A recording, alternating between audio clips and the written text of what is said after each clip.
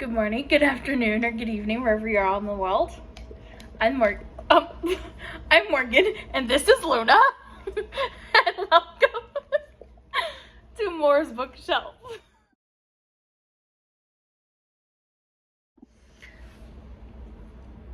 In this video, we're going to talk about my Q1 nonfiction releases that I'm interested in. You can check out my last video if you want to see my fiction releases that I'm interested in for Q1, but these are going to be my nonfiction releases. So Q1 is January, February, and March. So those are the books the nonfiction books that I'm going to go through. I'm just gonna preface this with, I was stupid and didn't write authors down in my notes like some noob. So I'm horrible at doing things like this apparently. I will list all of the books with their authors down in the description so you can check them out if you want to. And I'll get better. I will make sure to have authors when I do Q2. So I apologize in advance. So the first book nonfiction book I'm interested in, actually the first 4 books that I'm interested in all come out on January the 7th, or have come out on January 7th by the time you're watching this. And that's Jesus in Therapy, which I'm very interested in any book that makes any kind of attempt to reconcile our modern day therapy with faith. Faith and therapy, those are things that I want to go together, and so any book that tries to reconcile the two and put them together, I'm going to pick up and at least try. The second book, it is What If You Are the Answer, and I do know that that is a Rachel Hollis book. So, The Sinners All Bow. This is a true crime book.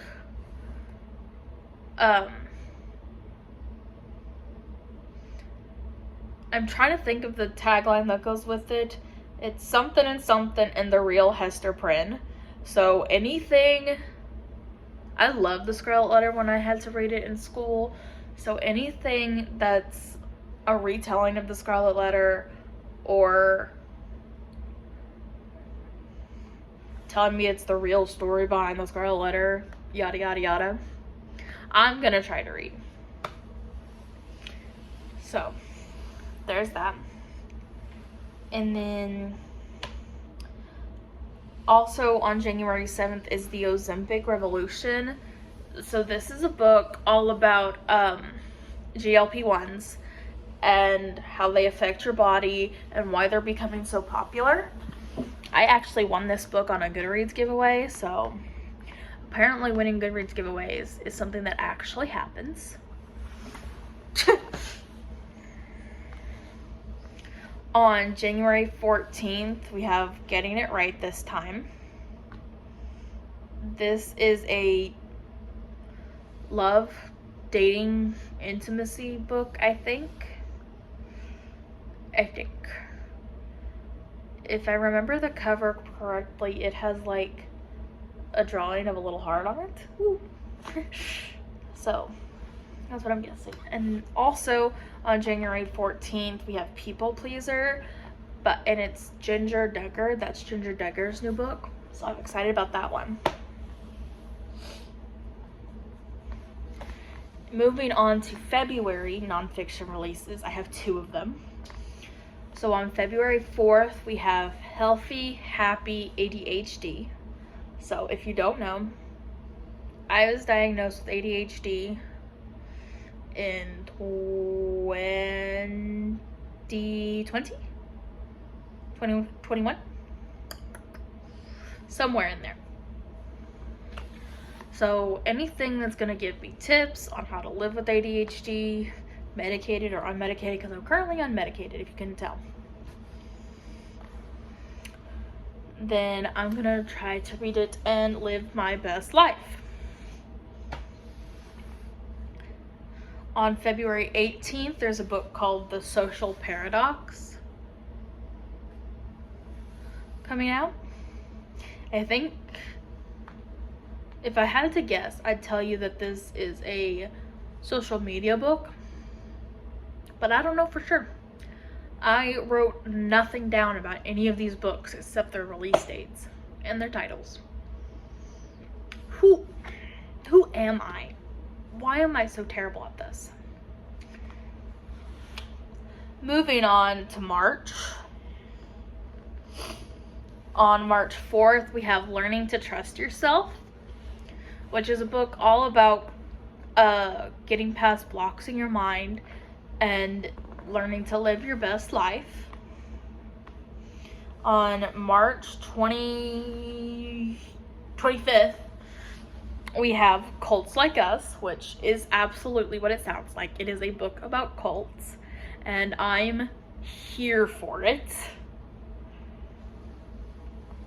Also on March 25th, we have Unmasking for Life, which is a book about autism and living your best life. I'm not diagnosed with autism. My younger brother is. And my mom thinks that I might have autism, but I'm not diagnosed. Sure. And the last book comes out on March 30th, and it's Queen Katherine and the Howards.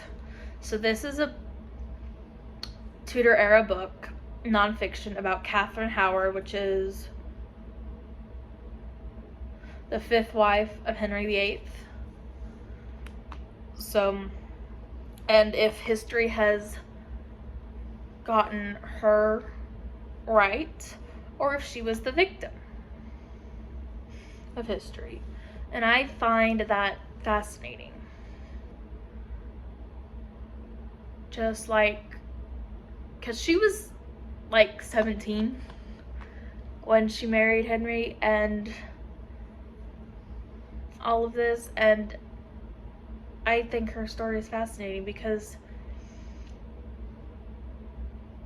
some historians paint her as this very seductive young woman and all of this, and the definite minority has her as an SA victim, essentially manipulated and essentially traumatized and killed. Unalived? What is the PC term? Anyway, those are my Q1 nonfiction releases that I am interested in reading. Let me know if you've heard of any of these books, if you've heard of any of these authors, if you're interested in reading any of these books. If you read nonfiction at all,